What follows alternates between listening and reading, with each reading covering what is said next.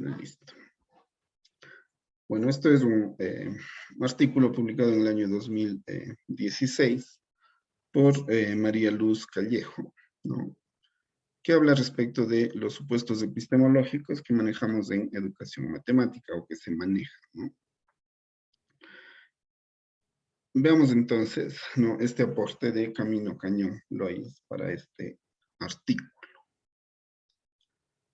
A ver, yo voy a hacer las primeras lecturas, ¿no? Luego ustedes me van acompañando y vamos discutiendo. Dice, la didáctica de la matemática es una parcela de la acción humana, la propia de los procesos de enseñanza-aprendizaje de la matemática, que hace ya varias décadas ha dejado de ser vinculada al genio y vocación del profesor para ser considerada una disciplina científica. Entonces, estamos diferenciando, ¿no?, ya la educación matemática en sí como una disciplina científica. Evidentemente, así es, por eso es que queremos hacer investigación al respecto, ¿no? No estamos hablando de la matemática, estamos hablando de la enseñanza de la matemática, estamos hablando del aprendizaje de la matemática, ¿no? Estamos hablando de la educación matemática y la investigación que se puede hacer para hacer aportes y mejorar esa práctica, ¿no? La práctica educativa. Muy bien, la concebimos entonces, la educación matemática la vamos a concebir como ciencia. En esta primera parte voy a leerla un poco más íntegra y luego ya iremos solo a los subrayados, ¿no? Entonces, este artículo dice que pretende ser justamente eso, ¿no?, un mosaico de tamaño reducido, compuesto por varias de las propuestas vigentes en el panorama actual de educación matemática. En general se le llama así, ¿no?, a nivel internacional, la educación matemática, EM. El criterio que se ha seguido en la elección de las mismas ha sido el de identificar diferentes epistemologías matemáticas subyacentes relevantes para la caracterización de la propuesta. En particular, he elegido dos ejemplos, donde el eje radica en paradigmas psicológicos y otros dos en los que la epistemología de la matemática está en la base de la articulación de sus propuestas didácticas. Es un ejercicio de explicitación que puede aportar lucidez a los profesores que se han adherido a alguna de las propuestas. Al hacerlo, dice el autor, pretendo también evidenciar hasta qué punto en la elección de cada una hay una concepción previa de lo que sea el conocimiento humano. Muy bien. Veamos cuáles son, ¿no? Dice, elegido por su nitidez como propuesta de epistemología realista, la conocida como educación matemática realista, ¿no?, liderada por el matemático holandés Hans Freudent, 1905-1990. Freudenthal es bastante conocido, ¿no?, justamente porque hace estos planteamientos de que la matemática tiene que ser aprendida para que sirva para algo, ¿no? No simplemente como un objeto de estudio, ¿no?, que puede o no ser alcanzado, sino que más bien sea útil y sirva para la vida cotidiana. Ese es más o menos el planteamiento que hace Freud. Dice, por la relevancia del constructivismo en la cultura actual, he destacado dos versiones del mismo, el constructivismo radical y el constructivismo social, y por la centralidad que otorga la epistemología matemática en la articulación de sus teorías, presento el llamado programa epistemológico de la didáctica francesa. Esta es bastante conocida, ¿no?, la escuela francesa, en la que hace una propuesta que justamente va por el lado del constructivismo, en el sentido de que la persona es capaz de construir su propio aprendizaje. Bueno, entonces veamos a qué se refiere con esto de la educación matemática realista. Veamos si es que hacemos la lectura y comentamos. No sé si me pueden ir ayudando para que no sea esto un monólogo. No. Vayamos con, a ver. No sé si me puede ayudar Cecilia. Andrán. Claro, magíster. ¿Solo lo subrayado o toda la parte textual, todito? Vamos desde educación matemática realista. Vamos haciendo, no son extensos, ¿no? Son cortitos más bien los textos. Educación matemática realista. La filosofía de la educación matemática que subyace a las propuestas didácticas del Freudian Institute es conocida como Realistic Mathematics Education, RME, y está basada en las ideas desarrolladas por Freudian y por algunos miembros destacados de este movimiento. La aportación de Freudian a la EM está basado en un profundo conocimiento de la matemática, de su historia y de sus explicaciones, así como de una fina observación tanto de las propuestas didácticas existentes como de los procesos de aprendizaje de los alumnos y también de un conocimiento de autores y corrientes filosóficas de las que extrae su propia propuesta epistemológica. Conoce las teorías psicológicas al uso, pero no son ellas la fuente de inspiración ni basa en ellas la justificación de sus propuestas fenomenológicas. En su libro de 1983, propone desvelar mediante ejemplos en qué consiste su fenomenología. En este caso, comienza con el ejemplo de la magnitud-longitud, que aparece como una función de objetos concretos constituyendo un primer estadio, el de la fenomenología matemática, orientada a crear el marco de conceptos y de términos en los que se apoya la fenomenología didáctica. En este primer nivel de explicitación, la presenta haciendo notar el modo de introducir al alumno en los procesos de aprendizaje en que se desarrollan los objetos mentales y con ellos los conceptos y las relaciones en el aprendizaje. Muchas gracias, Cecilia. Esperemos allí un ratito. Esto es muy importante, ¿no? Por eso justamente está subrayado. Porque nos deja ver cuál es ya, ¿no? Esta concepción de tipo epistemológico de la matemática. Es decir, relacionar, ¿no? Aquello que se aprende, ¿no? Desde el punto de vista de la matemática, ¿no? Por ejemplo, la magnitud, ¿no? Con la longitud. Magnitud, longitud, concebido, ¿no? Como una dualidad para alcanzar y comprender un objeto de aprendizaje. Si bien es cierto, es bastante básico, ¿no? Pero puede tener algunas deficiencias en cuanto a la forma didáctica en la que los profesores abordamos esto. Yo me acuerdo en mis épocas de escuela, ¿no? Se le daba importancia al material didáctico que se podía tener para establecer relaciones entre lo que se podía medir y cómo se lo podía comprender, las unidades de medida, ¿no? Y los objetos. Entonces, en ese sentido, tal vez por la cantidad de estudiantes que existe, por las situaciones diversas que pueden ocurrir, por la dificultad de acceder a material, por la falta de presupuesto y todo esto, el material concreto, el material didáctico, todo aquello que se puede hacer con las manos, que se puede experimentar, ¿no? No solamente aquello que se puede ver, lastimosamente la tecnología a veces ya solamente nos lleva más a lo visual que a lo práctico, que a lo que se puede palpar, ¿no? Pero este enfoque de aquí lo que nos lleva es ya directamente a hacernos notar de que la matemática, si no sirve para ser aplicada, en realidad no sirve. Es decir, si no vas a aplicar lo que aprendes, ¿para qué aprendes? ¿No? Entonces, eso es importantísimo y eso se convierte en sí ya en una didáctica.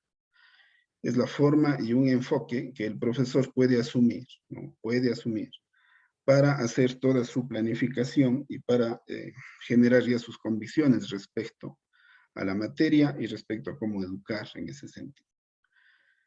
Yo sí quisiera que ustedes me puedan hacer un comentario al respecto. Siempre va a ser importantísimo que ustedes puedan hablar desde su experiencia, ¿no? quienes sientan la problemática, quienes la vean, quienes la vivan, quienes están cerca, ¿no? Quienes están cerca de la enseñanza, el aprendizaje en sus diversos estadios, ¿no? Pueden opinar y va a enriquecer mucho la discusión, y mucho más si queda grabado y podemos luego ver que esas participaciones efectivamente nos van abriendo luces respecto de una problemática. El objetivo que tiene estas sesiones, o que tienen estas sesiones, es de que podamos establecer entre todo el curso, ¿no? Entre todo el curso, un tema de investigación. Es decir, vamos a construir entre los 44 que somos, ¿no? Los elementos del diseño de investigación. Entonces, para poderlo hacer, primerito necesitamos un tema de investigación. Y ese tema de investigación va a ir surgiendo justamente de estas discusiones que tengamos en base de los documentos que estamos revisando. Entonces, no sé si es que alguien tiene algún punto de vista sobre este enfoque que se da desde el punto de vista epistemológico la matemática realista de Freudenthal. No sé si alguno de ustedes quiere intervenir.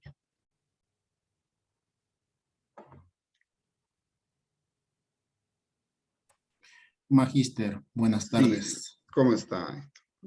Magíster, antes de realizar un comentario, hay una partecita, no sé si de pronto me podría un poquito más explicar esa partecita que dice sobre la fenomenología matemática y la fenomenología didáctica. Si de pronto me puede un poquito aclarar esa partecita, ¿a qué se refiere? Gracias. De acuerdo, muchas gracias. A ver, entonces, estamos haciendo una diferencia, ¿no?, entre lo que es la matemática y lo que es la enseñanza de la matemática. Por lo tanto, cada una de las dos tiene una fenomenología. Es decir, la dificultad de la matemática es una cosa. De eso se encargan los matemáticos, no los profesores. Los matemáticos trabajan la matemática, hacen cada vez nuevos descubrimientos o hacen propuestas. Hay una discusión, ¿no?, que no llega a saldarse respecto de si la matemática se descubre, ¿no?, o si la matemática se inventa. No me quisiera meter a discutir ese problema. Pero el desarrollo de la matemática está ocurriendo y siempre van a haber aportes, ¿no? Y otro muy distinto es el de la fenomenología didáctica, desde el punto de vista de cómo se debe hacer para que un profesor, ¿no?, tenga la posibilidad de darse las formas, las maneras, ¿no?, de poder enseñarla y de que el estudiante pueda aprenderla, constituyendo esto en una unidad, ¿no? Habíamos visto que a veces los profesores le damos mucha importancia a la enseñanza, descuidando el aprendizaje, cuando en realidad, ¿no?, debemos enseñar para que el estudiante aprenda.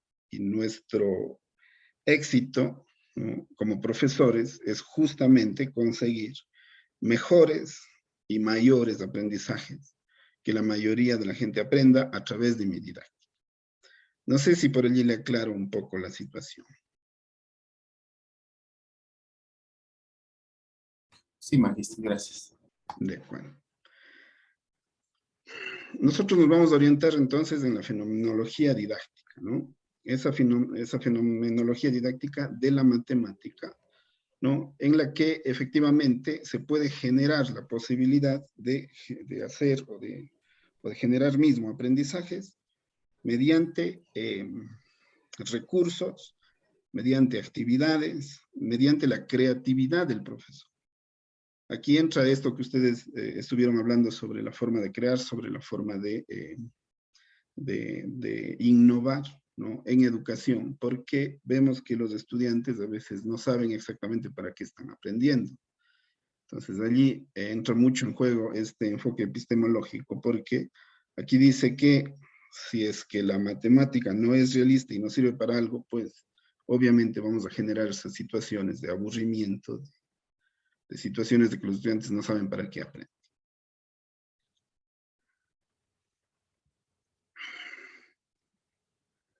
Bueno, no sé si en ese sentido sí puedo tener una participación de alguien en el que Bueno, me pueda decir. yo Sí, quisiera ver si sí, estoy Adrián. bien en lo que acaba de... Digamos, en este caso, en el fenómeno matemático es cuando los profesores, digamos, dan procesos, demostraciones matemáticas al momento de enseñanza. Eso es un fenómeno, explicaciones, pero en sí Claro. ellos no tienen la didáctica. Entonces, es por eso que hay mucho problema en al momento de nosotros aprender, también cuando entrábamos a carrera, ¿no? Que Ajá. hay muchos ingenieros, en la parte de los que son ingenieros, ellos se basan mucho este fenómeno matemático, demostración, y no nos daban la coherencia a seguir una didáctica, decir, aplica solamente esto y así y uno puede entender. A diferencia que ellos se basaban mucho al proceso matemático, deducción, y como dice, ¿no? Se nos hacía aburrido. Ujú. Entonces, Perfecto. como una vez dije, por eso es que no quise ser docente para resumirlo y poder explicar mejor las cosas en matemáticas, entonces teniendo una didáctica. Perfecto. Muy bien, muchísimas gracias. Me ayuda muchísimo su opinión, porque justamente es un ejemplo, ¿no?, de confundir la fenomenología matemática y darle importancia a eso, que por supuesto que sí tiene importancia, con la fenomenología didáctica. Y eso les pasa mucho a los que son técnicos, ¿no? Los que son técnicos a veces como no tienen esta didáctica, no han aprendido, no es su base de formación profesional, ¿no? Y como han tenido aptitudes o aptitud para la matemática, pues creen que todos los demás lo tienen. Y creen que como él aprendió como demostraciones, pues el resto también va a aprender. Cuando en realidad la gente se pierde y le pierde interés total a la asignatura. Y eso no tiene que ocurrir en la universidad. Eso ocurre en el colegio. Eso ocurre incluso en la escuela. Hay situaciones de profesores, ¿no?, que lo que buscan es cumplir contenidos. Y si en los contenidos están las demostraciones, pues hacen las demostraciones y se conforman con eso pensando que ya se ha cumplido. Cuando en realidad el estudiante puede quedarse, ¿no?, en las nebulosas sin saber exactamente ni qué mismo es ni para qué sirve. Entonces, contra eso va este enfoque, ¿no? Muy bien, muchas gracias. Ya le vamos comprendiendo mejor. Listo. Si me permite una consulta, Sí, Fernando, magister. Ya, dígame. en este punto, ¿qué hacer como docente si desde arriba, desde el ministerio, se nos exige prácticamente cumplir con esos contenidos? En muchas de las ocasiones, lo que, compañero, lo que ustedes dicen es cierto. O sea, a veces hay contenidos que tal vez pueden ser innecesarios para el estudiante y tendríamos que priorizar. Sin embargo, el Ministerio de Educación desde arriba, en la actualidad en la que estamos viviendo, por ejemplo, se nos dice que tenemos que cumplir con las destrezas priorizadas. Ah, sí. Y muchas de las ocasiones, desde el vicerrectorado, que es la cuestión académica, se nos presiona porque cumplamos con esos contenidos. Y muchas de las ocasiones, pues por experiencia, a veces se da por cumplir sin que realmente haya un aprendizaje significativo en el estudiante. Uh-huh. Entonces, esa es mi pregunta, ¿qué hacer ahí? Allí lo que cabe es valerse de lo que está escrito en la misma actualización curricular o en las actualizaciones curriculares que se hacen, ¿no? Siempre se habla de esto del currículo flexible. Se habla, pero no se practica. Es decir, el currículo es flexible, pero si no cumple los contenidos, pues es mal evaluado el profesor. Exacto, justo eso. O sea, es currículo flexible, pero si no cumplimos, nos llaman la atención a nosotros directamente. Esa es la circunstancia. Estamos obligados en cierta manera. Así es. Hay otra situación allí, es el hecho de que las instituciones educativas también rinden cuentas, ¿no? Las instituciones educativas rinden cuentas y justamente es el ministerio. Es decir, los profesores, ¿no?, estamos anclados a una situación a la que también están anclados los directivos. Y muchas veces los directivos no comprenden esa situación, ¿no? Porque para ser directivos ya dejan la docencia y lo que buscan es haber de exigir que el resto de profesores cumplan. Entonces allí se da una cadena de situaciones en las que se vuelve muy difícil romper con eso. Y no hay ministro que logre hacer nada al respecto. Por otra situación que se da que es el organismo burocrático, ¿no? El organismo burocrático que es bastante pesado en el Ecuador y en educación ni se diga, ¿no? Lo cual hace que sea bastante difícil que los profesores tengan libertad de cátedra en la escuela, en el colegio. Pero también ocurre que a veces los profesores no hacen propuestas. Es decir, los profesores deberían demostrar o deberíamos demostrar mediante investigación, y vean que ustedes están yendo justamente a eso, mediante investigación, de que lo principal no es cubrir contenidos, sino lo principal es conseguir aprendizaje. Y eso se ve reflejado en los rendimientos que tienen los estudiantes y la forma en la que ellos pueden acceder a la educación superior, por ejemplo. Ahora, allí también es cierto que hay otro problema. Allí hay el problema de que si es que el colegio asume ese enfoque y cambia, la universidad no va a cambiar. ¿Y a quién va a recibir? Va a recibir a aquellos que vieron todos los contenidos y que saben dar pruebas estructuradas y que saben atinarles bien a las respuestas, ¿no? O van a recibir a aquellos estudiantes que efectivamente han desarrollado su pensamiento en matemática. Esa también es una discusión que podría investigarse, ¿no? Allí está justamente una de las temáticas que les propuse ayer, de la transición del colegio a la universidad. Pero yo sí creo que se puede hacer mucha investigación respecto de cuáles son los beneficios que puede tener una educación que sea flexible y que no vaya por la parte de contenidos, sino de resultados de aprendizaje. Yo creo que podría ser una alternativa que se podría proponer y creo que sería un trabajo interesante que se podría hacer. Es difícil luchar contra eso, pero se tiene que iniciar. Sí, Sandra. Yo quiero compartir algo y como que estoy a favor o contra de lo que usted acabó de hablar. De acuerdo. Por una cosita. Sí es verdad, en la ley, en el currículo nacional habla de currículo flexible, pero no es verdad, o sea, no se cumple y No sé. incluso desde el Ministerio de Educación no se da paso a eso. Le cuento sí. una experiencia. Hace 2 semanas Claro. tuvimos una reunión con una delegada del Ministerio de Educación en mi colegio, Ya. a cuya reunión fui invitada. Ahí justamente se hablaba, por ejemplo, ahorita nos están exigiendo que trabajemos a nivel secundario con proyectos.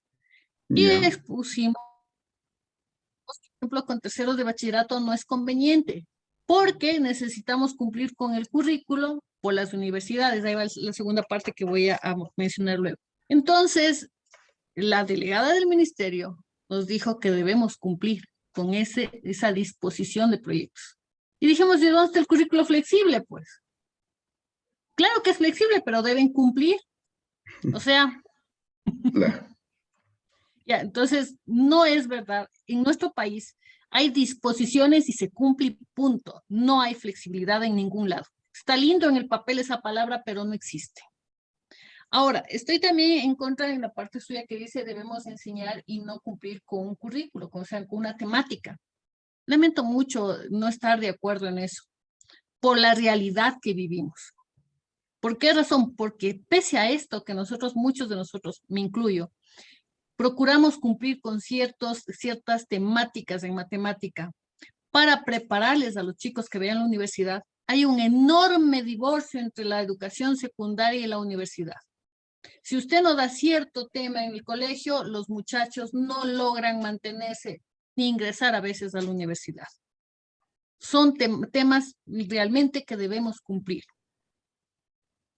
Entonces, muchos de ellos, si solo les logramos, nos quedamos en la parte de enseñar, y lograr algunos contenidos que dominen los muchachos, sería un éxito, pero los chicos pierden mucho si no cumplimos con la temática, al menos que ciertas personas averiguamos que necesitan para ciertas universidades que aquí, al menos en Quito, son bastante conocidas. Entonces, se puede decir mucho, muy bonito, muchas cosas, pero no es realidad. En cuanto a las demostraciones que hablaba el compañero, sí es cierto, pero sí deberíamos enseñarles a los chicos a nivel secundario ciertas demostraciones con cierta didáctica, enseñándoles con mucho razonamiento y con mucha paciencia. ¿Por qué razón? Porque en la universidad no le están preguntando los profesores si puede o no hacer demostraciones, sino puede, al menos cuando usted va a nivel de ingeniería. Si no hace demostraciones, simplemente no es ingeniero. Gracias. Simplemente así son las cosas. Entonces, sí, podríamos hacer mucho, pero ¿quién debe cambiar aquí? Es el gobierno. ¿Quién debe cambiar la forma de enseñar al gobierno? Y debe haber más dinero. Finlandia, estamos hablando hace rato, ayer usted tomó ese ejemplo, pero resulta que si ahorita se actualiza en la nueva información de Finlandia, también está decayendo la educación porque les quitaron presupuesto. Ujú. Entonces, no es tan cierto que todo sea bonito. Eso sería mi opinión, disculpe. Sí, Sandra, muchísimas gracias. Es así, es así. En la universidad se puede practicar la libertad de cátedra. Yo creo que hay más libertad de cátedra en la universidad. En el nivel medio, ¿no? Todo lo que es básica, superior y bachillerato, yo creo que eso está mucho más restringido. Y específicamente en lo que es el bachillerato, refiriéndose al tercero de bachillerato, además viene el estrés de que los estudiantes lo que quieren es una carrera universitaria, porque si no consiguen, la siguiente alternativa es la migración. O si no, ¿qué otra cosa? ¿No? Eso es bastante grave, es terrible. Pero es Y hay una muchos realidad que jóvenes vive que el han país. Hay emigrado. más de la mitad de estudiantes que no logran entrar a la universidad. Eso es terrible. Y son cuestiones presupuestarias. Pero también es cierto, allí le menciono algo, Sandra y compañeros. También es cierto que en el Ecuador se ha deformado esta idea de lo que es el ingreso a la universidad. Y se ha deformado porque no existen, ¿no?, alternativas o existen pocas alternativas de formación en oficios, en formación técnica, ¿no? Pensando que si mi hijo no va a la universidad, pues es sinónimo de fracaso. Cuando en realidad en otros países no se piensa tanto así. Es decir, se piensa que ciertos estudiantes van a poder hacer carrera universitaria, pero otros pueden hacer otro tipo de formación, en los que están más o menos la mitad de la población. Claro que van a aprender oficios, pero también son oficios que tienen una remuneración interesante. Hay mucha gente que no ha seguido la universidad, pero tiene un oficio y puede vivir bien. Sino que esto aquí no se lo maneja de esa forma, no se lo visualiza como una posible solución, porque caso contrario ya estamos en una situación en la que ya no podemos salir adelante, porque si la mitad de estudiantes no puede entrar a la universidad, ¿por qué tanta gente, ¿no? ¿Por qué tanta gente va a tener que quedarse y va a quedarse en esa misma situación año tras año? Porque en el país no es que cada vez hay menos gente joven, al contrario, el Ecuador es un país de gente joven y todo ese talento, esa energía, esa capacidad se está desperdiciando. Entonces, por allí también se debería pensar que se pueden dar soluciones, ¿no? No es solamente cuestión de incrementar el presupuesto y construir más universidades. Eso, el Ecuador es un país que tiene ya bastantes universidades, pero no logra dar cabida. Y muchas de ellas, lastimosamente, pues se convirtieron en negocios, ¿no? Entonces, la educación pública en ese sentido le está debiendo muchísimo al país. Pero, bueno, justamente para eso es, ¿no? Lo que se trata es de que podamos discutir respecto de la problemática. Muchas gracias. A ver, vamos entonces a continuar si no hay ningún otro criterio.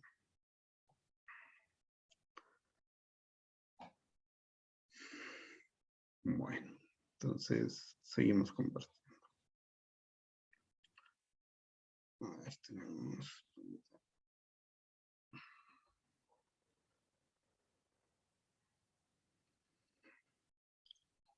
A ver. Veamos entonces si continuamos desde la concepción de las matemáticas. Aquí hay unos ejemplos muy prácticos, ¿no? De esta concepción. Veamos entonces si es que me ayuda. A ver, tengo aquí una listita. A ver, veamos si me ayuda tal vez Jorge Duque. Ya, dígame, magíster. A ver, Jorge, leamos por favor desde la concepción, esta parte. Ya. La concepción de las matemáticas que subyace a la propuesta didáctica de Freudenthal, Freudenthal, ya. em, la explícita él mismo en sus lecciones chinas de 1991.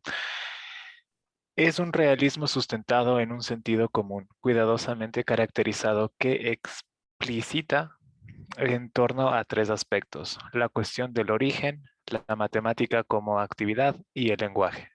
Perfecto. Veamos entonces cómo se explica esto, ¿no?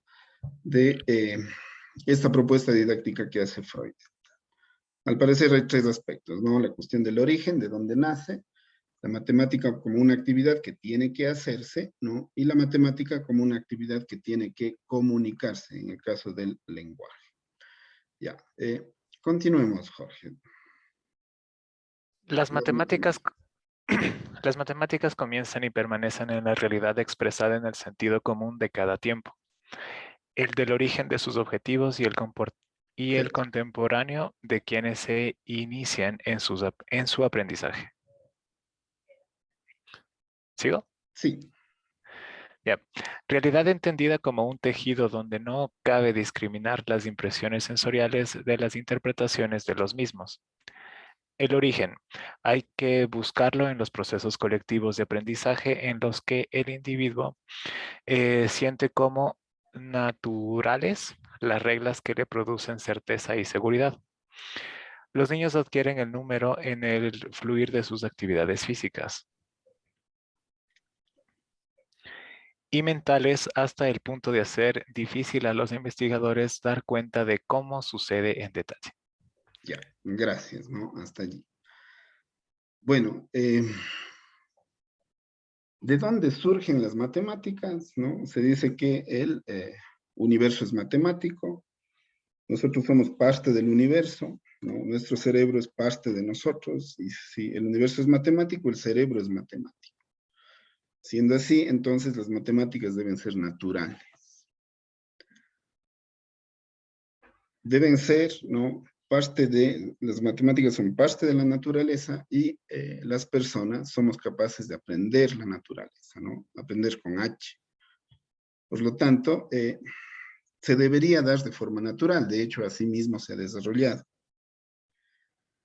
Aquí hay algo, ¿no? Bueno, no consta en esto, pero ustedes saben que dicen que, ¿no? Hay muchos pensadores que piensan que el principal deformador de la naturalidad de las matemáticas y la naturalidad con la que se la debe o se puede aprender, ¿no? La consta la misma escuela.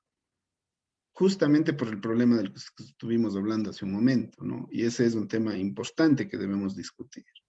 ¿Cuál es la responsabilidad que tiene la escuela, ¿no? A ver, esto creo que sí es conveniente, ¿no? ¿Cuál es la responsabilidad que tiene la escuela en que los niños no sean capaces de desarrollar en forma natural sus aptitudes matemáticas? ¿Será que tiene responsabilidad en eso? ¿Será que lo que buscamos los profesores es, ¿no? De que los estudiantes aprendan lo que está en el currículo o lo que dice el currículo, y allí volvemos a esto de lo inflexible que es, ¿no? ¿Acaso no hay propuestas alternativas? ¿O acaso no han habido a lo largo de la historia propuestas alternativas que permiten aprender matemática de manera natural o independiente de un currículo establecido? ¿No? Hay experiencias al respecto. Entonces, si nosotros revisamos documentación al respecto, vemos que efectivamente sí existe. Incluso a nivel mundial, ¿no? A nivel mundial existen muchas propuestas en las que efectivamente se puede desarrollar, ¿no?, formas o métodos o situaciones en las que las personas pueden aprender matemática de manera natural. Hay currículos tan flexibles que permiten que estudiantes que tienen ciertas posibilidades puedan avanzar en los ciclos de aprendizaje de manera más rápida y puedan acceder a la universidad, qué sé yo, a los 14 o a los 15 años, ¿no? Existen experiencias de ese tipo, ¿no? Y existen métodos. Entonces, ¿qué posibilidad existe de que las instituciones puedan tener apertura en este sentido? Yo sí he visto experiencias de instituciones privadas que sí lo hacen, ¿no?, y tienen resultados. Pero en las instituciones públicas eso casi es imposible, por lo mismo que comentábamos hace un momento. Entonces, la matemática está allí y la escuela tiene cierto tipo de responsabilidad, ¿no?, en que eso se deforme en los niños. No sé qué opinan ustedes al respecto, o si han oído de esto.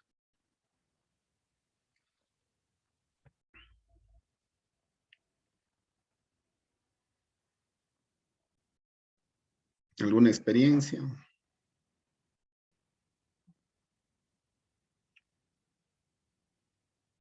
Sí, Gabriela. Bueno, sí, yo estoy de acuerdo con lo que usted plantea, que en muchas veces en muchas de las ocasiones la escuela se vuelve un freno para el desarrollo científico, matemático de los estudiantes. Es como, bueno, como sabemos, ¿no? Que desde el nacimiento, desde que son pequeños los no los estudiantes, los niños tienen una conciencia de la cantidad y luego esto lo van trabajando, lo van abordando en la escuela posteriormente, desde estos conceptos de número y numerosidad, y como solo al decir el numeral 1, o sea, en nuestra cabeza se nos dibujaría el 1, pero no lo que en realidad tenemos en la naturaleza, por ejemplo, el sol. O decir 2, y cuando hablo de 2, ¿a qué me refiero? ¿Qué se me viene a la cabeza? Entonces, pienso que sí, también depende 100% de nosotros el trabajo que hacemos con los estudiantes. Y creo que es una situación muy compleja en la educación fiscal porque son números muy grandes con los que trabajamos con los estudiantes. No se puede dar una educación personalizada o ver las necesidades o el desarrollo cognitivo de cada uno de los estudiantes. Entonces, sí es un freno total. Creo que en Latinoamérica, sobre todo en nuestro país, porque sabemos de experiencias en Chile, en Perú, que tienen otro desarrollo matemático. Entonces sí es compleja esta situación. Sabemos de experiencias fiscales que, bueno, particulares. Yo puedo hablar del caso de mi primo. En este caso, él le enseñan matemática desde los 3 años. Él ya se graduó, único estudiante de un colegio. Igual, y desarrollan su pensamiento matemático, ganó la medalla en las Olimpiadas Matemáticas, tiene ya beca en la San Francisco, pero su desarrollo social se frenó. Entonces, es lo uno y es lo otro, porque al no tener el contacto social tampoco nos desarrollamos. Entonces, Claro. puede estar lo uno, pero no lo otro. Ujú. Muchísimas gracias, Gabriela. Hay algunas escuelas que han adoptado un método, no sé si ustedes lo conocen o han visto, ¿no? Tal vez les podría también interesar.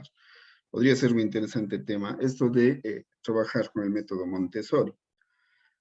Y tengo entendido que incluso las escuelas públicas, ¿no?, pueden aplicar de tal manera de que si tienen un proyecto que efectivamente va de acuerdo a ese método, sí que lo pueden presentar y serían formas de flexibilizar el currículo.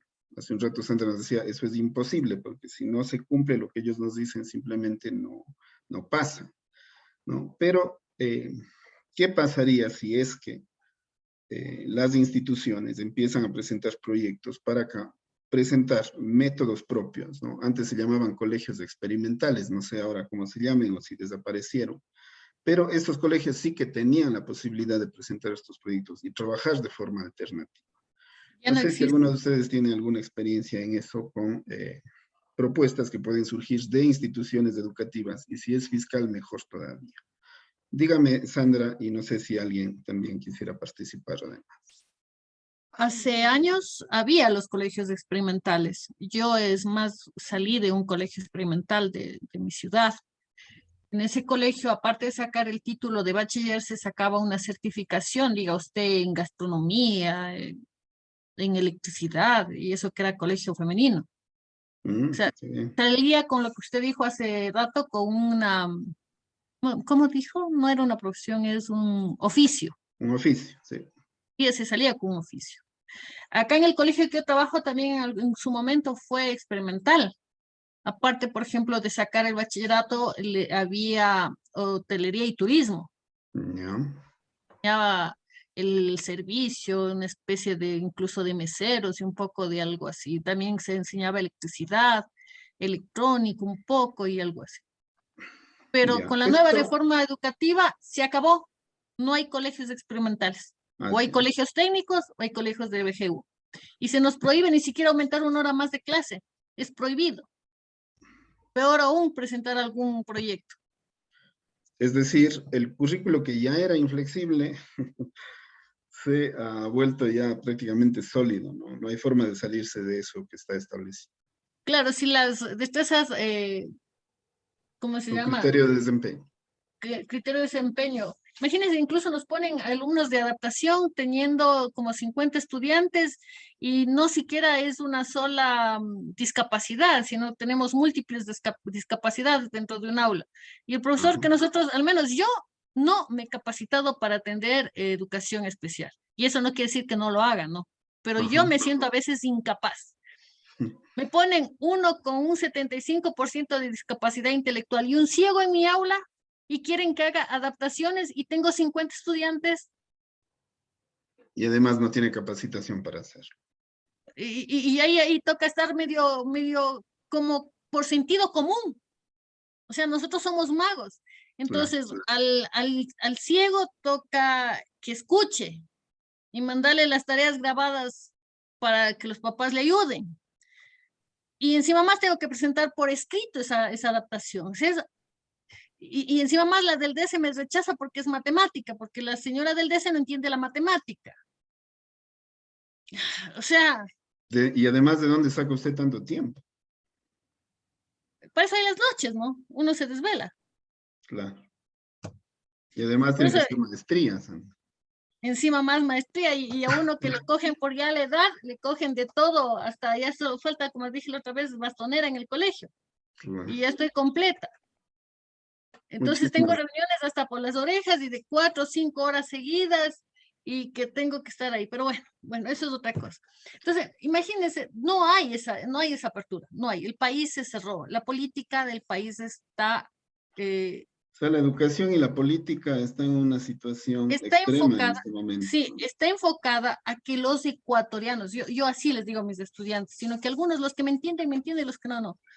Está enfocada, la política ecuatoriana está enfocada a que los ecuatorianos sean sumisos, que no aprendamos nada, que no razonemos nada, que no levantemos la voz. O sea, no quiere decir que eso voy a salir a protestar a la calle, es más, yo nunca he protestado en la calle, pero sí he hablado, he escrito algunos oficios a mis autoridades, a los que me competen, pero, o sea, no pasa más allá. O sea, aparte de quejarme, por ejemplo, aquí, de dar mi criterio, no pasa más allá.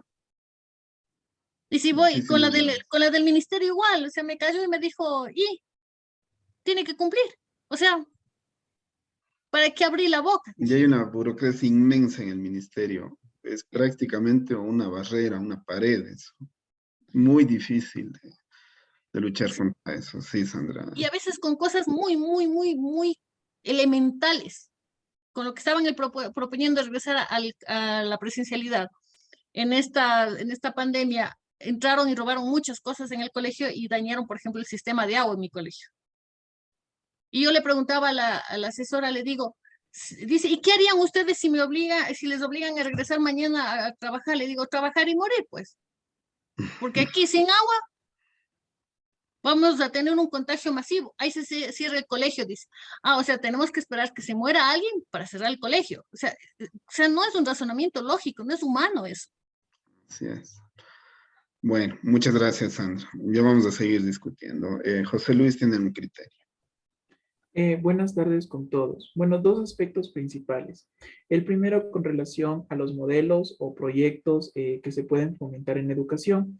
Si bien es cierto, en el aspecto de modelo educativo de Montessori, eh, tuve el agrado de compartir con una compañera que trabajó ahí, en la cual manifestaba claramente que en el Valle justo estaba este modelo Montessori de Talita, más o menos era la institución, en la cual, si bien es cierto, trabajaban con pocos estudiantes y aquellos estudiantes que siempre tendrían que ir desde el inicio. Es decir, no podía entrar un estudiante a séptimo de básica o al bachillerato porque en pocas lo que se decía es que contaminaba al resto y no se podía tener el producto final de una educación. Es Ya. por aquello que esto me permite mencionar la reflexión siguiente, de que un país se rige de forma triangular: política, educación y economía. Siempre va a estar ligada la política y la economía principalmente. ¿A beneficio de qué? A beneficio de la educación que yo quiero para mi país que estoy gobernando. Por mucho que se quiera desarrollar un proyecto, va a fracasar. ¿En qué sentido? Al estar ligado con la política, nosotros sabemos que nuestra política cambia cada 4 años y a Sí. beneficio de quien esté. Entonces, ya nos ha tocado que hemos copiado, por así decirlo, algunos modelos educativos, pero no es solo copiar, es ver nuestra realidad y ver qué pasa con nuestra realidad, porque no es la misma la de Finlandia con la de Ecuador Así. y nuestro entorno social. Entonces, directamente yo podría decir que manifestar un cambio o proponer un modelo educativo es en vano. Y los resultados no se ven de la noche a la mañana. Un modelo educativo, si la institución tiene 17 años, es decir, desde primero de básica hasta bachillerato, pues el resultado se verá en 12 años, 15 años. Y nuestra cultura es ser impacientes y buscar resultados de la noche a la mañana. Es en cuanto puedo aportar. Muchísimas gracias, José. Muy bien. En realidad, eh, ya en la discusión mismo, esto se puede volver incluso apasionante, pero lastimosamente no tenemos el tiempo suficiente, ¿no? Tenemos que ver estos enfoques y sería conveniente que vayamos al receso después de haber visto los dos, ¿no? Y discutido los dos. Pero en todo caso, ¿no? Creo que ya vamos viendo cuáles son las posiciones que tenemos, nuestras ideas, nuestro pensamiento. No olviden que teníamos, ¿no? Este enfoque, que creo que después de ver estos tres aspectos de este enfoque, podríamos ir al siguiente y podríamos ver que efectivamente sí estaríamos saliendo con lo que está planificado, ¿no? Veamos si es que, por favor, ¿no? Vamos a pedir al mismo José Luis, si nos puede ayudar con la lectura de lo que es ya la actividad matemática. Ya hemos visto el origen, ¿no? En dónde se da la matemática y eso nos llevó a lo que es el currículo. Veamos ahora lo que es el microcurrículo, es decir, las actividades que planificamos los profesores. ¿Qué tienen que ver con este enfoque epistemológico? José Luis. Bueno, la actividad matemática se inicia pues en procesos de matematización de lo real y encuentra expresiones en reglas, en estructuras que se convierten a su vez en materia base para momentos de abstracción superiores, generando esa jerarquía que se distancia de ese sentido común originario hasta llegar a convertirse en la realidad más alejada de él.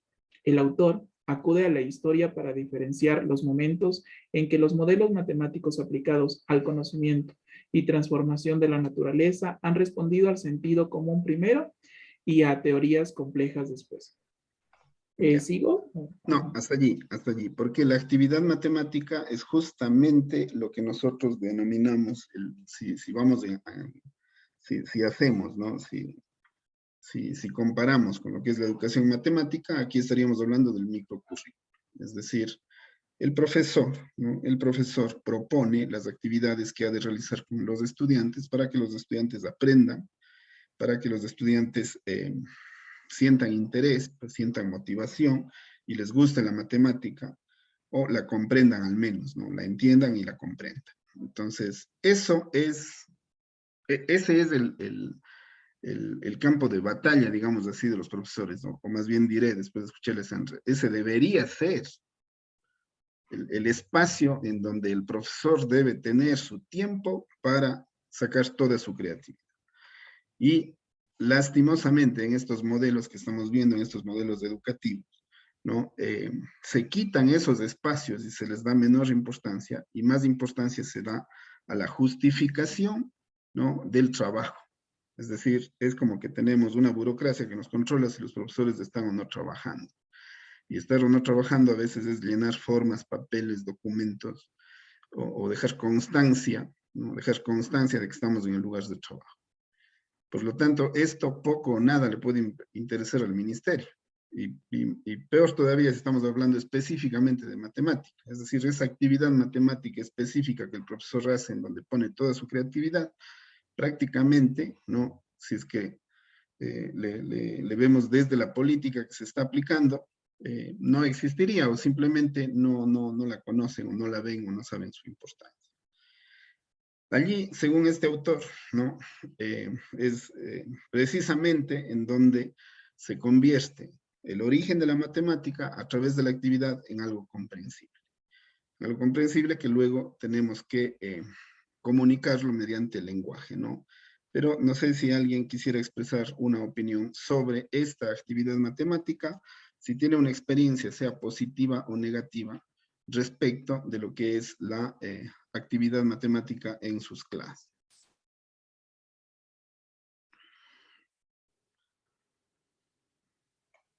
¿Han hecho algo diferente? ¿Han innovado de alguna forma? ¿Han tenido algún proyectito, algo que se ha hecho con algún curso, con algún grado? Algo diferente que tal vez les dio resultado, o que más bien se arrepintieron de haber propuesto. Cuenten.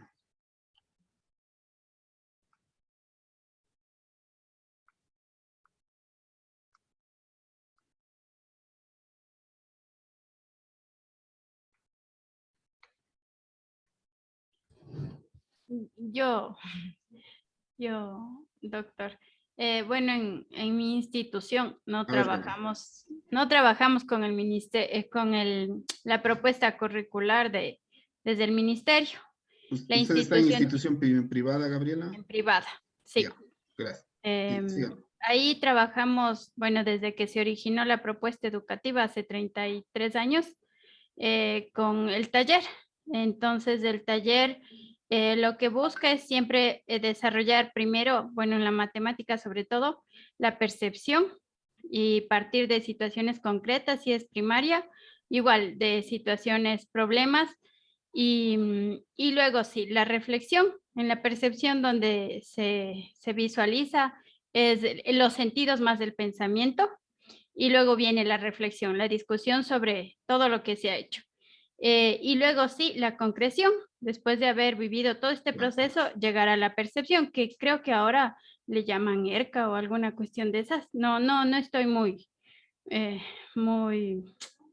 en conocimiento de lo que trabajan desde el ministerio. Entonces, hasta ahora ha habido resultado, y se continúa con esta propuesta metodológica. Entonces, pienso que desde ahí también vamos innovando. Aparte que los grupos son súper pequeños, las aulas son de máximo de 20 estudiantes y trabajamos desde ahí. Perfecto. Eso. No sé si pueden todos aquellos que trabajen en una institución privada y que sean parte de esta maestría, si pueden poner una manito, un dedito arriba, para más o menos tener una idea de cuánto sería en las reacciones. Hacen clic en reacciones y ponen un dedito arriba.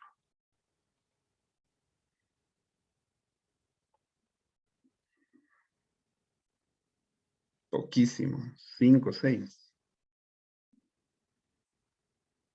Bueno, en todo caso son alternativas que sí tienen, ¿no?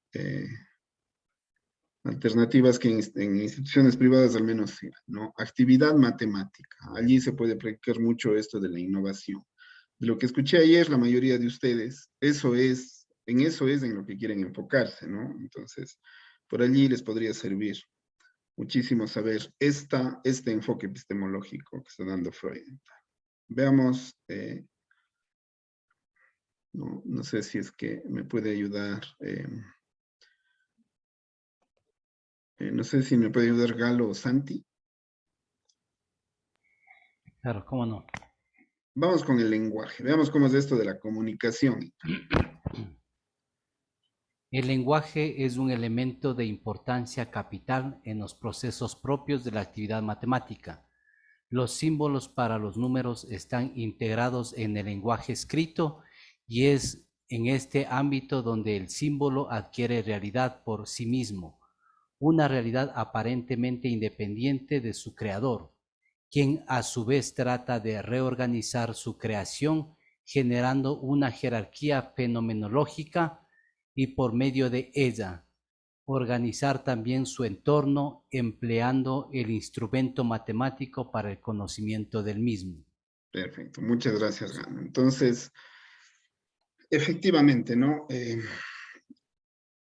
Y definitivamente la matemática es simbología. Y esa simbología tiene que ser comunicada y tiene que ser comprendida de la misma forma por todos. Como les digo, uno de los problemas que últimamente se está viendo y está convirtiendo eso en una problemática, ¿no? Es el hecho de que los jóvenes andan bastante imbuidos con otros medios de comunicación y están dejando de prestar importancia a la rigurosidad, ¿no? A la rigurosidad con la que se comunica matemática, en el lenguaje escrito y en lo simbólico, ¿no? Los números, la forma de expresar los números, las operaciones, los resultados, lo que quiere decir, las unidades de medida. Yo veo un problema muy recurrente, más bien varios, ¿no? Varios problemas recurrentes de los chicos que llegan a la universidad. Uno de los principales es el hecho de que solamente escriben el número y no saben lo que representa. Ese es un problema muy recurrente en estudiantes que incluso entran a carreras técnicas. Entonces, esa es una problemática que sí debería ser estudiada en el colegio y en la escuela. Otra situación que tienen es de que tienen muy poca expresividad en cuanto a matemática.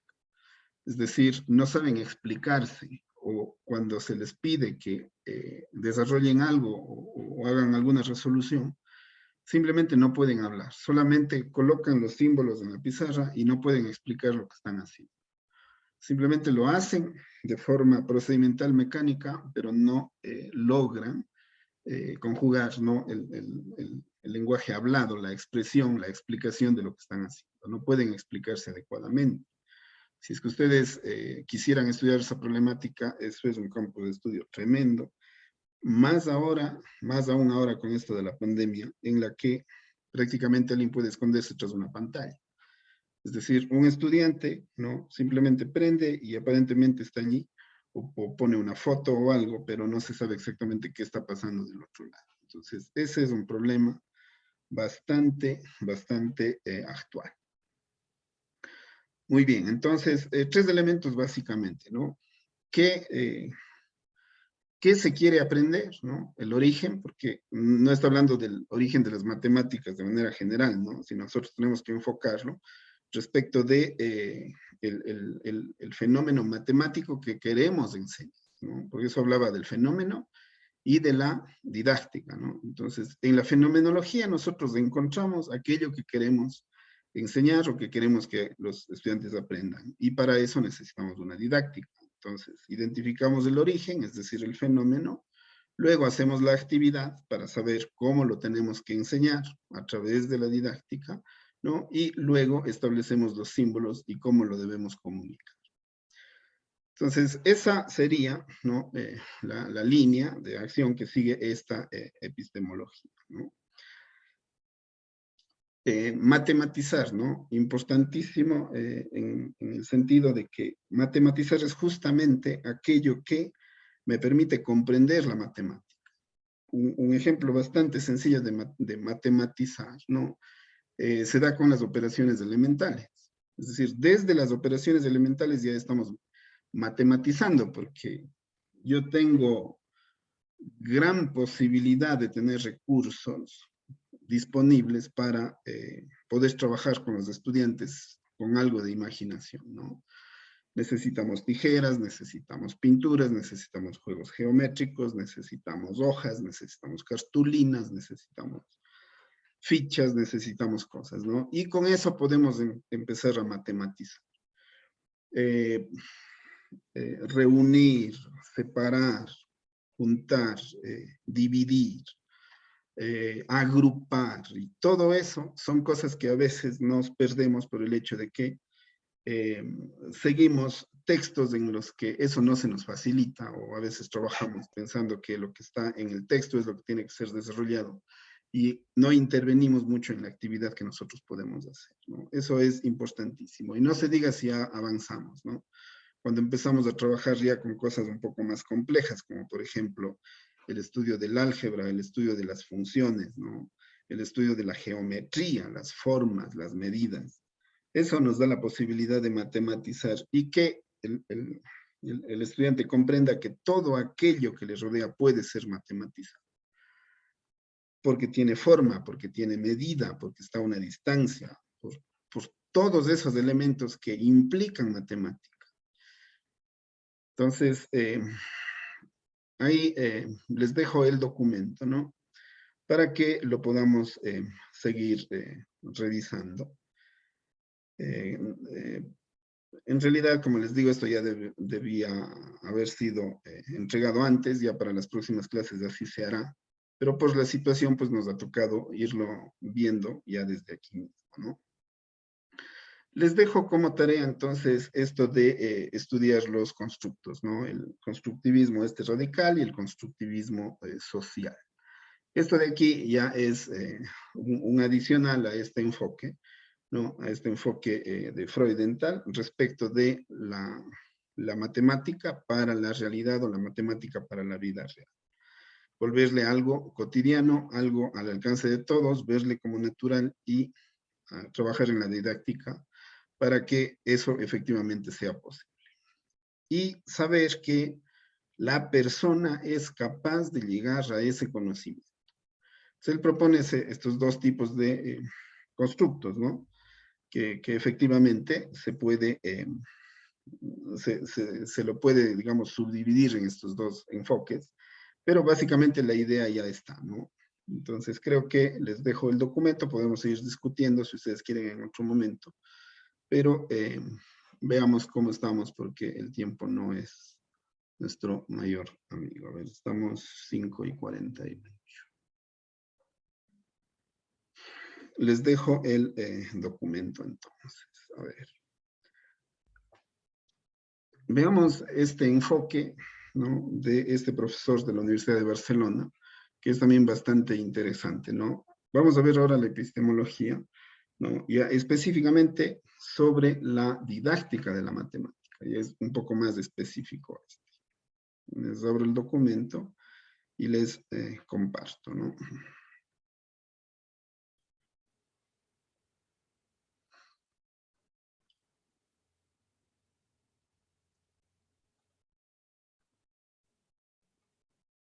A ver.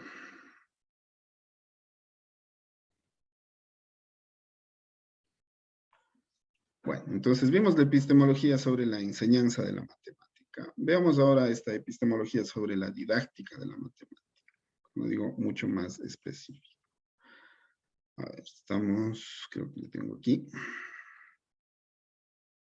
Y asimismo he subrayado algunos aspectos importantes para que ya los tengo para poder discutir con ustedes. Vamos a ir haciendo una lectura. El resumen sería fundamental de que lo podamos leer, ¿no? No sé si Jorge ya está con audio, ¿no? Marco, ¿le puedo ayudar? Ya, bueno, ya, Víctor, muchas gracias. Listo. Epistemología y didáctica de las matemáticas.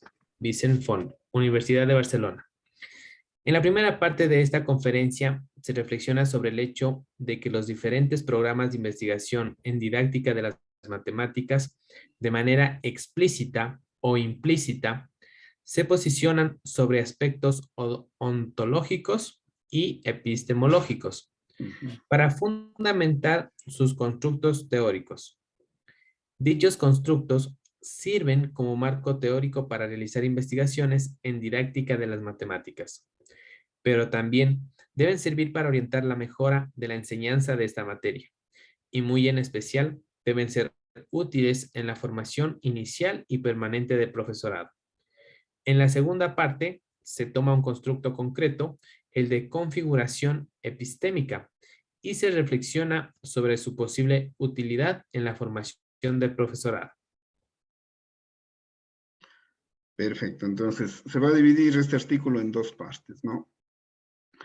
Veamos si es que leemos parte de la primera y parte de la segunda, ¿no? Para hacernos una idea de cuál sería, ¿no?, este enfoque epistemológico. Continuemos con usted mismo, Víctor, por favor. Enseñanza de las matemáticas, un proceso complejo. ¿Cómo enseñar mejor las matemáticas? Es sin lugar a dudas la pregunta que origina el área de investigación, que en muchos países se conoce como didáctica de las matemáticas.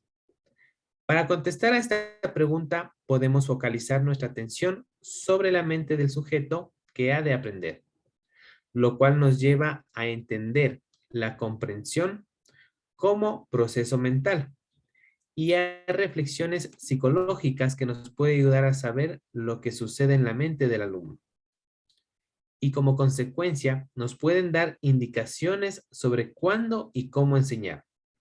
También podemos centrar la atención en las instituciones donde se produce el proceso de instrucción, lo cual nos lleva a entender la comprensión, cómo comprender las normas, y a reflexiones de tipo sociológico y antropológico, que nos pueden informar de las normas sociales que regulan los procesos de instrucción.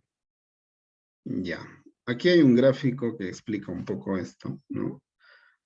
Ustedes se habrán fijado que está en amarillo y las palabras clave, las frases clave están con, voy a ponerlo así para que se pueda ver todo. Están con, entre comillas, ¿no es cierto? Comprensión, proceso mental, ¿no? Comprensión. Si no se consigue eso, se dice que se está fracasando, que en realidad no se está enseñando matemáticas, ¿no? Pero efectivamente es un proceso complejo, es decir, al surgir la pregunta, ¿cómo se puede enseñar mejor la matemática? Surgen varios aspectos, ¿no? Nosotros estamos implicados en el dónde, ¿no es cierto? Trabajamos en instituciones que son educativas, ¿no? Y trabajamos en una ciencia social que es la educación. Educación matemática, porque no somos matemáticos. Pero para eso, ¿no es cierto?, necesitamos trabajar con el fenómeno, con el objeto de estudio en sí, que es la matemática, ¿no? Estos, si ustedes verán, ya comprendido el primer documento, esto ya empieza a tener mucho más lógica, porque lo que empieza es a buscar el qué, ¿no? El objeto o el origen que decía Freud. Entonces, ¿qué? Problemas, conceptos, procedimientos, ¿no? Fórmulas que todo ello, ¿no? A veces, ¿no? A veces, en el momento de educar, en el momento de hacer nuestra didáctica, por tantas situaciones que se dan, a veces termina siendo solamente aquello que es procedimental, ¿no? Porque ya vimos que esto de los conceptos, ¿no? Es un poco abstracto y a veces los estudiantes se aburren o no saben para qué.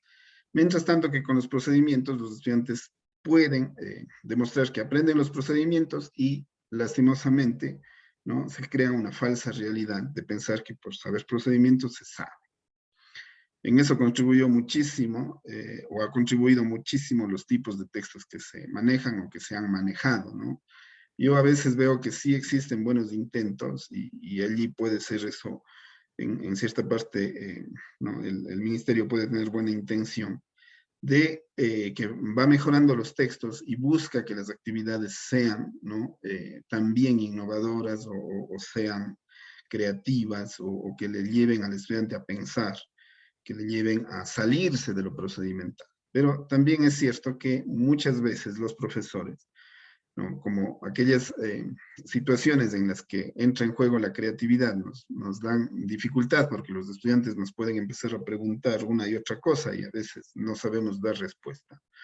Y los profesores de matemática, además, tenemos una mala fama de que nunca nos equivocamos. Entonces, a veces tendemos a eludir ese tipo de actividades y vamos más por las actividades de tipo procedimental. Eso también pasa. Entonces, una vez establecido el objeto, ¿no? Puede ser un problema el hecho de que busquemos más aquello que es procedimental que aquello que es conceptual, ¿no? O que se base en la resolución de problemas o en la aplicación de la matemática para resolver problemas o situaciones reales. Y luego va ya en donde tenemos el problema mismo, ¿no? Que son los sujetos, el a quién, los estudiantes, la razón de ser de nuestra práctica docente, ¿no? Los estudiantes que cada uno tiene su situación personal, su personalidad, su psicología, su situación social, económica, y el hecho de que no nos dan 20 ni 25, sino nos dan 30, a veces 40, a veces hasta 50, como nos decía Sandra, ¿no? Entonces, obviamente, solo al ver este cuadro, claro que es una situación compleja. Y allí tenemos que ponerla en la didáctica de la matemática, ¿no? Didáctica de la matemática para que permita que estos sujetos, ¿no? A través del origen o del objeto específico que se quiere enseñar, efectivamente aprendan y comprendan. Miren allí los problemas que existen. Instituciones con currículos inflexibles, instituciones sin recursos, instituciones que no tienen ni agua. El hecho de trabajar en educación, que es una ciencia social, de trabajar con personas, de que tienen cada quien su situación particular, sus intereses, su forma de aprender también, ¿no? Estas formas de aprender de los kinestésicos, de los visuales, de los auditivos, de todas estas teorías que también existen, ¿no? Y que se pueden conjugar. De tal manera de poder encontrar pequeñas soluciones, pequeñas propuestas, pequeños proyectos que ustedes podrían trabajar para desenvolverse dentro de toda esta complejidad. Este cuadrito me gustó mucho, el documento no es difícil de comprender, es bastante accesible y este cuadro realmente refleja bastante esta problemática de donde podríamos sacar muchas ideas, ¿no? Entonces, fíjense todo lo que hay que hacer, ¿no? Enseñanza de las matemáticas, un proceso complejo. Bueno, entonces creo que con ese cuadro, ¿no? Podemos tener ya una idea de lo que va a tratar el artículo. Tenemos unos minutitos más. Hagamos una última lectura para escuchar un comentario y creo que podríamos terminar esta parte para ver qué podríamos hacer al respecto, ¿no? Veamos si es que me ayuda, ¿no? Doctor, ¿le puedo ayudar con...? No. A ver, Andrés Almeida, ya, perdón. A ver, Andrés, leamos un poquito más para ver si comentamos. Ya. Por otra parte, en la formulación de la pregunta se dice claramente que lo que hay que enseñar son matemáticas. Por tanto, es natural que para contestar a esta pregunta dirijamos nuestra atención a las matemáticas. Hoy en día hay un amplio acuerdo en el área de didáctica de las matemáticas en que la formación del profesorado que ha de impartir matemáticas requiere situar la formación matemática en un lugar importante.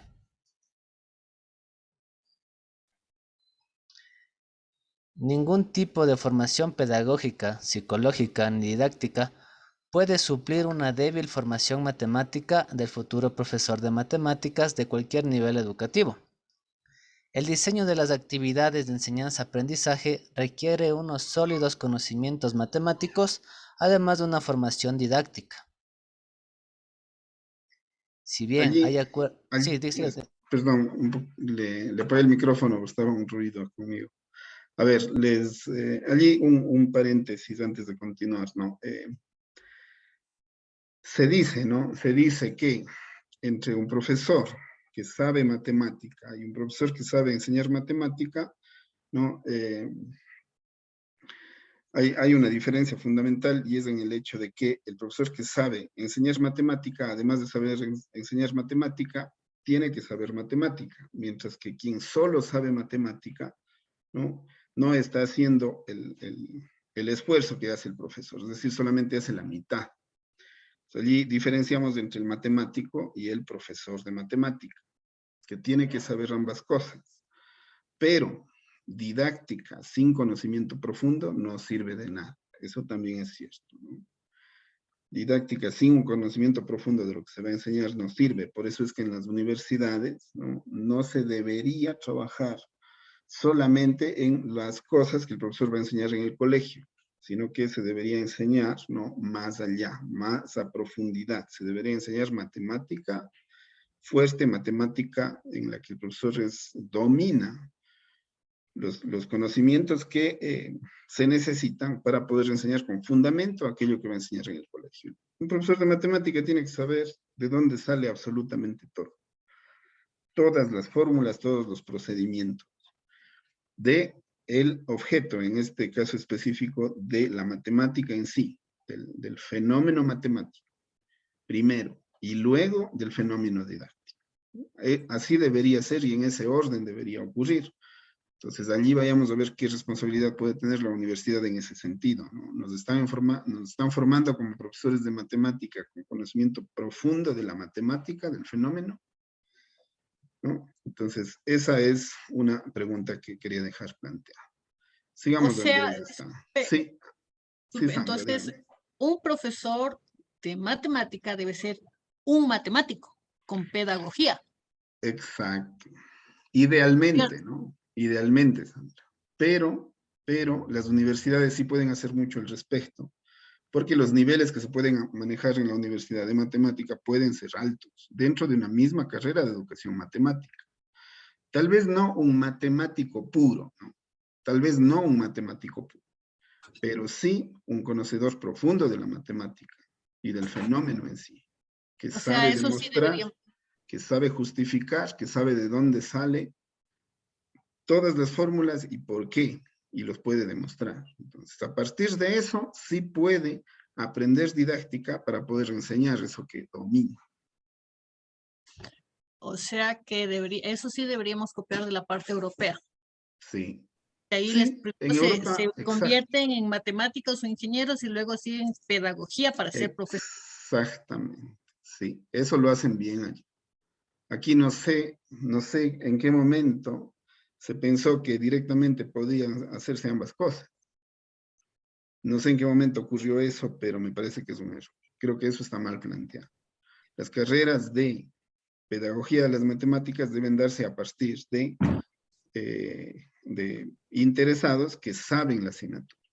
O bien dividirla en dos partes. Hacer una formación inicial en matemática, ¿no? Y en la parte final de la carrera, ¿no? Poner mucho de el conocimiento pedagógico y didáctico, que también sí se puede hacer.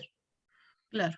Ahora, hay la alternativa de las maestrías, ¿no? Hay la alternativa de las maestrías en las que se debería enfocar en el aspecto pedagógico y didáctico de la matemática para que matemáticos, ingenieros, economistas puedan tomar el posgrado y convertirse en profesores de matemáticas. También sería una alternativa. Sí hubo una propuesta algo parecida aquí en la central hace años, pero no se pasó. Qué lástima. Debería haberse acogido. La ingeniería, la Facultad de Ingeniería propuso la Facultad de Filosofía que los profesores que vayan a hacer matemáticas sigan matemática el primer año en ingeniería. Solo el primer año, cuando era por años, después por semestres. Y de ahí que se pase a pedagogía, que se hagan cargo de la pedagogía, pero no se dio paso a eso. Y en la central sí es un poco fuerte la matemática. Claro. Sí, yo creo que sí debería, ese tipo de cosas sí deberían mejorar y allí en las universidades tenemos esa responsabilidad, ¿no? Pero también la situación en la educación superior, el Consejo de Educación Superior también tiene sus inflexibilidades que no permite, a pesar de que ve que las experiencias europeas o en Asia también, ¿no? En Asia eso ha mejorado hartísimo. Y es justamente por eso, ¿no? Porque se han dado cuenta de que primero tiene que estar el conocimiento para que luego entre en juego la didáctica. No puede ser al revés.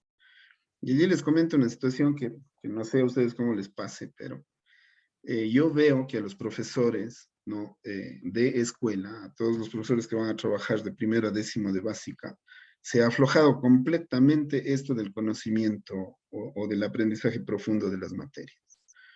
Es decir, los profesores antiguos nos dan cátedra respecto de conocer la didáctica, la pedagogía y también conocer, ¿no? la ciencia. Yo veo que la ciencia se ha aflojado muchísimo, pensando que la didáctica va a salvar el resto.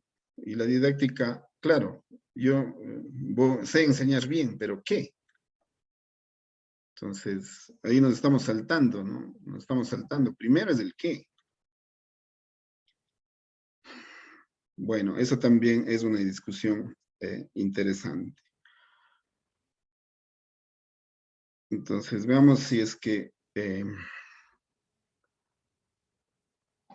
a ver, veamos si continuamos desde, si bien hay acuerdo. Si bien hay acuerdo en que el profesor debe tener un buen conocimiento de matemáticas, las diferencias se producen cuando se pretende responder a la pregunta ¿qué tipo de matemáticas se deben enseñar? No hay acuerdo sobre si hay que enseñar unas matemáticas formalistas o bien unas matemáticas realistas. Tampoco lo hay sobre cuál es el papel de la resolución de problemas, ni sobre si hay que enseñar unas matemáticas acabadas o bien hay que enseñar a hacer matemáticas, etc. Las diferencias de opinión también aparecen si la pregunta es ¿por qué hay que enseñar matemáticas? Preguntas como ¿qué tipo de matemáticas hay que enseñar? O ¿por qué hay que enseñar matemáticas? Son preguntas cuya respuesta depende de cómo se hayan contestado otras preguntas más básicas propias de la filosofía de las matemáticas, como por ejemplo, ¿qué son las matemáticas? ¿Qué es lo que sabemos en matemáticas? ¿Cómo sabemos que lo que sabemos en matemáticas es verdadero, cierto, válido, etcétera? Las matemáticas... Ya, un pequeño paréntesis. Imagínense las preguntas que se están planteando aquí, ¿no? El acuerdo es que el profesor de matemática debe saber matemática y debe saber bien. Digamos que en eso está el acuerdo. Pero ahora, justamente esto, ¿no? Estos enfoques que veíamos hace un momento. Matemática realista, matemática formal. Yo personalmente me decantaría, y en eso hablamos sobre el posicionamiento, ¿no? Fijaranse que en la plataforma se les pedía, ¿no? Ustedes ya cuando hagan la lectura completa de esto, ¿no? Van a tener que tener un posicionamiento con base, ¿no? A las corrientes aprendidas, es decir, de estos dos documentos. Yo personalmente me decantaría, ¿no? Por esto de la matemática realista y el hacer matemática. Yo no creo que la matemática esté acabada, puede ser solamente mi criterio, ¿no? Pero yo siempre prefiero hacer matemática que lo más realista que pueda hacer. Y hacer, cuando digo la palabra hacer, me refiero a coger las manos, ¿no? Y construirla. Y no solamente con lápiz, ¿no? No solamente con lápiz, sino cortar, recortar, formar, armar, medir. Y todo lo que yo necesito para poder eso, ¿no? La matemática se hace con las manos, ¿no? Y con la mente, el pensamiento, el cerebro. Entonces, allí se compaginan esas cosas. Para eso hay muchísimas lecturas que pueden hacer, hay métodos, justamente hablábamos de este Montessori, ¿no? También podrían revisarse esto del método de resolver situaciones, que de Poglia, ¿no? Poglia con Y, si es que de repente no han escuchado, sería interesante. George Poglia, ¿no? Entonces, yo soy alguien que cree en eso. Ustedes sabrán cómo posicionarse al respecto, ya lo dirán, ¿no? Entonces, eso yo creo que es muy importante. Leamos este último párrafo de aquí para ya dejar para ustedes a partir de la crisis. Vamos, Andrés, culminen. Las matemáticas, entendidas como producto, se pueden considerar como una determinada organización de los productos de la actividad matemática, proceso. A su vez, la actividad matemática es una determinada manera de pensar, actuar, dialogar sobre las cosas. Los diferentes puntos de vista sobre las matemáticas se han ido proponiendo a lo largo de la historia, ¿Qué polemizan se han ido tanto, proponiendo? que se han ido, ¿verdad? Que se han ido proponiendo a lo largo de la historia, polemizan tanto sobre el tipo de cosas como sobre la manera de pensar, actuar, dialogar sobre estas cosas. Por ejemplo, el platonismo considera que las entidades matemáticas son no empíricas, es decir, no accesibles por los sentidos, perfectas, es decir, determinadas con total precisión, inmutables, totalmente permanentes y absolutamente objetivas, es decir, totalmente independientes del pensamiento y de la percepción. Por otra parte, cada posicionamiento, tanto sobre el tipo de cosas como sobre la manera de pensar, actuar, dialogar sobre estas cosas, tiene implicaciones en la manera de enseñar las matemáticas. Perfecto. Muchas gracias, Andrés. Respecto al posicionamiento, sí quisiera que alguno de ustedes me diga más o menos cuál es el enfoque o cuál es la idea que ha tenido de lo que es matemática y cómo enseñar. Alguna idea chiquita. ¿Qué es lo que siempre ha creído? Ahí vamos a la creencia del profesor, ¿no? Todas las creencias están bien, ¿no? Pero tienen que ser pulidas, tienen que ser perfeccionadas y tienen que ser contrastadas con la realidad. Es decir, ¿me está dando resultado lo que estoy haciendo? ¿O estoy fracasando en esa actividad que estoy realizando? ¿Habrán otras formas en las que tal vez me pueda ir mejor? ¿Quién me puede dar un criterio, una experiencia, un aporte?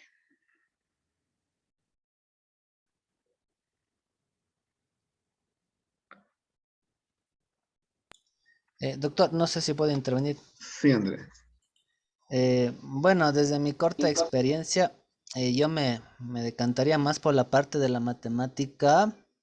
Aquí hay un término que leí recién, ya me olvidé. La parte de la matemática como práctica, ¿no? Ya. Porque bien o mal nuestros estudiantes tienen esto de que ¿y dónde se aplica? Ajá. Entonces, inclusive hay muchos videos en redes sociales sobre el factoreo. Me imagino que debe ser de conocimiento global, de una persona que se viste de mujer y hace una parodia ahí, un monólogo sobre el factoreo.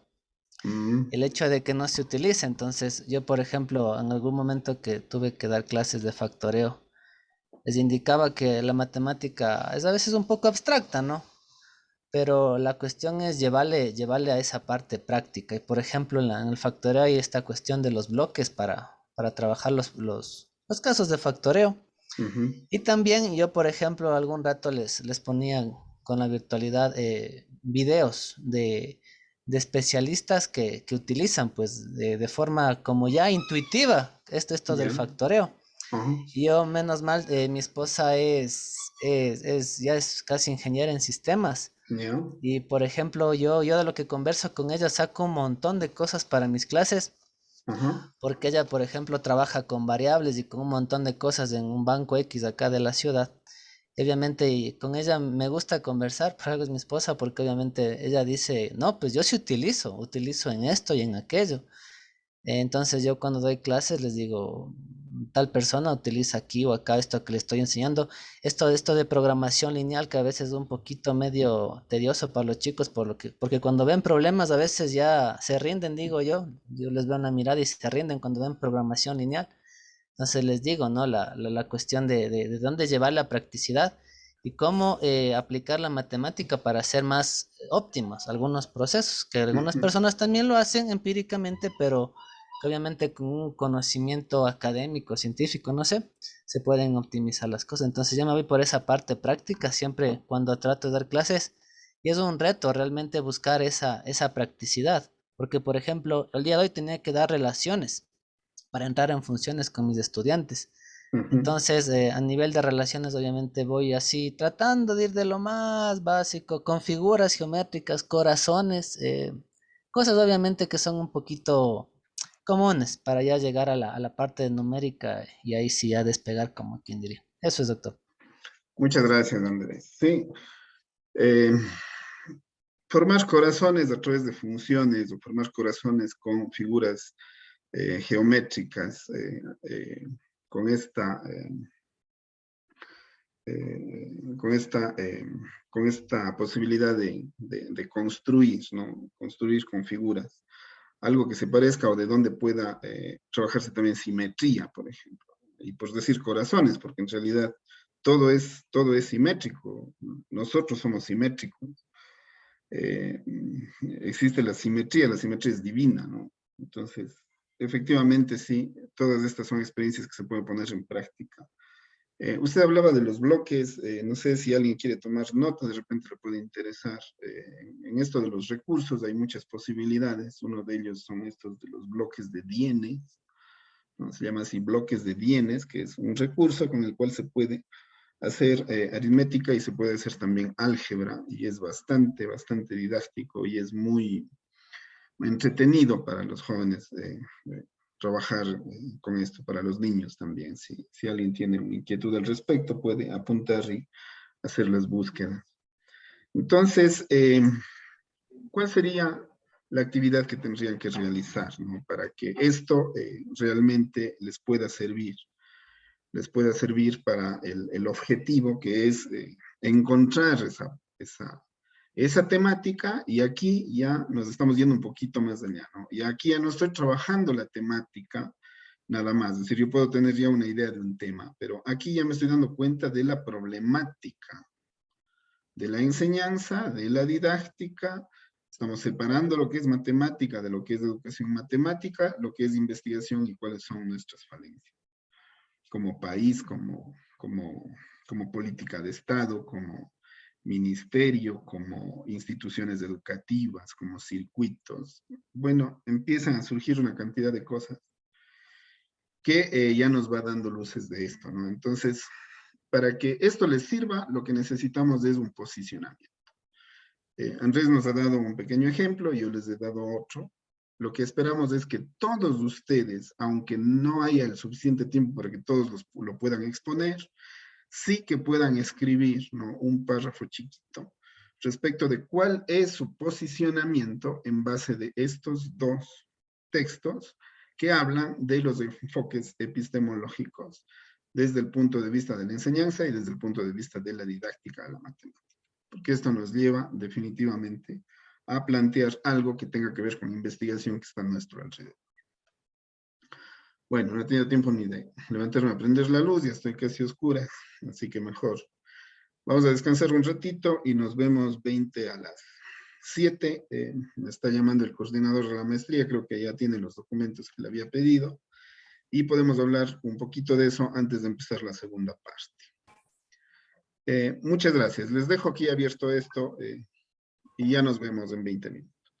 Profe, disculpe sí, que me moleste.